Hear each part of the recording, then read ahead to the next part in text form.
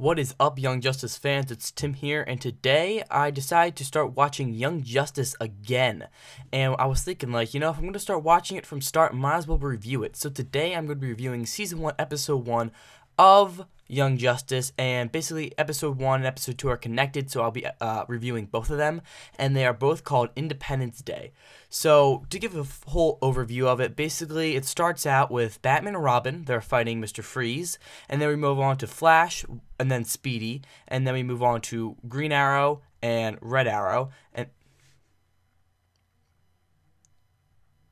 what is up, Young Justice fans? It's Tim here, and today I will be reviewing Season 1, Episode 1 and 2 of Young Justice, and the reason I'm doing this is because I decided to rewatch all the episodes.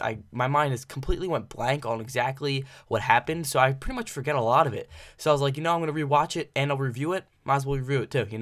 So anyway, I'm going to give a recap of basically everything that happened in this episode, and Episode 1 and 2 are connected, of course.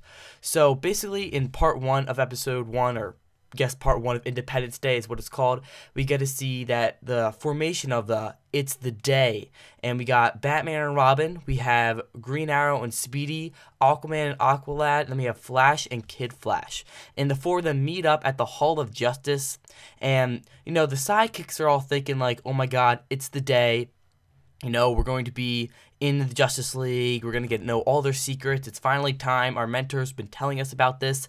And they come to a huge disappointment when they get into the Hall of Justice, and basically, that's it. They just go in the Hall of Justice, and all they have is the privilege to the library, and they don't even let them go into the secret satellite watchtower, which apparently only the Justice League know about. No one else really knows about that. The Hall of Justice is basically just a tourist attraction. So, everyone really doesn't take it lightly. Robin, Aqualad, and Speedy, they're just like, ugh, okay, whatever.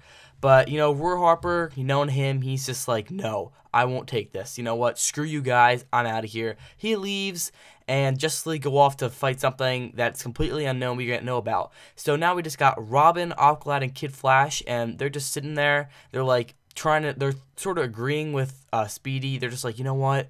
This was stupid. Why don't we get the respect? So they go out, they go to Katniss Labs where there was a fire. So they're inspecting Katniss Labs, and all of a sudden they see a huge speed elevator, and they're like, wait, why does there have to be this huge, extra fast elevator in this small building? And that's when they realize that it goes down to 52 floors. So basically the Katniss Project is a huge project that's been secret to everyone.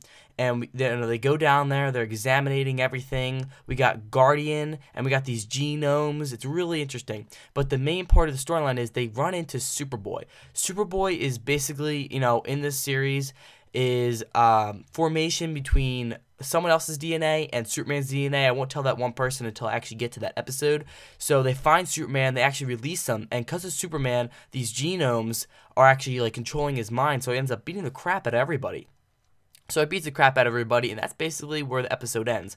Then we come back, and they decide to start a new project called Project Sidekick, where they're going to copy the DNA of Robin, Kid Flash, and Aqualad, and they're going to use those bodies as weapons and then dispose of the real ones. So obviously that turns to a stop when they finally got a hold of Superboy, and they're telling him, this isn't you, you can stop this.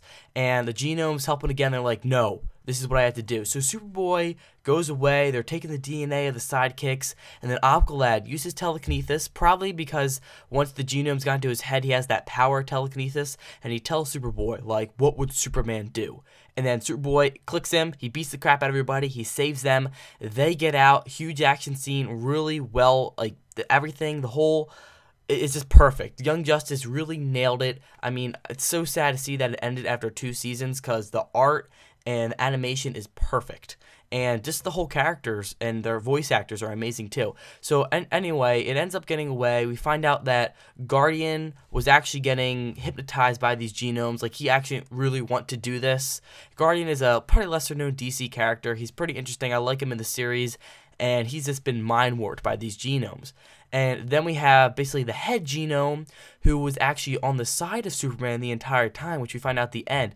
And what is the head genome is saying, like, you are our savior, you are the genomes, like, you will help us, like, he is the Superboy, is the head genome saver. So Superboy kind of agrees with him, and I don't think that's really the right path for him to take, but from what's going on right now, it seems like he's just being a good person. So we get out, we find out the Justice League, basically pretty much everyone shows up. Shazam, which I found kind of funny. I'm like, do they know that Shazam is a kid? You know, like, it's pretty interesting. You know, maybe Shazam should be in the Sidekick League, you know?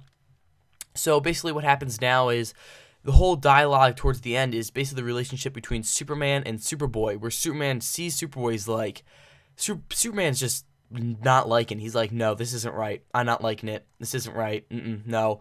And Superboy gets really disappointed, and you can tell. And one thing to mention about Superboy is that he doesn't have his heat vision and he can't fly, so his powers are a lot less drained. And basically, Aqualad sticks up for the team, is like, you know what? No, we're not going back to that. We want to work on our own. So they give him Mountain Justice, and Mountain Justice is basically Justice League's first spot out, like that's where they first would go until they had the Watchtower.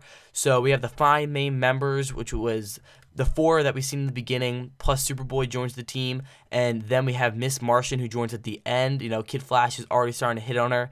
So more members were joined in the beginning, but mainly we got those 5 members plus Red Tornado and Black Canary, who would be the trainer for them. And that's pretty much how the episode ends. I know this is a really long recap. Most of my reviews won't be this long, but I just wanted to give it a shot on how it would, like, if you want longer reviews or shorter reviews. But anyway, that's what happens in the entire episode. And it's pretty amazing to see that this episode is the start of something amazing. Like, everyone loves Young Justice. It goes out to be an amazing first and second season. The first season, I really have no memory of it, to be honest. So when I give these reviews, it's going to be pretty much all I do know. I do know how the ending is, and I know a lot of the second season, but there are definitely some episodes I missed in the first season. So throughout my reviews, you'll be noticing that I won't really have that information in my head. I'll probably be giving it out just as I'm watching it, which will probably be a little bit better. So anyway, I give this whole entire episode a 9 out of 10. It starts out amazing. I love the whole... It's basically, this episode's born around Superman and the fact that the sidekicks are grown up. They're like, screw you people, screw you mentors, I'm out of here, bitch. And that's basically what happened. So like I said, I give it a 9 out of 10. I want to hear your thoughts in the comment section down below. Rewatch this episode, and I want to hear your thoughts. Is it 9 out of 10, 10 out of 10, 8 out of 10? Did you like it? Did you not? What would you have done better? What do you think was a little bit worse? Just share your thoughts in the comment section down below. Thank you for watching, and have a nice day.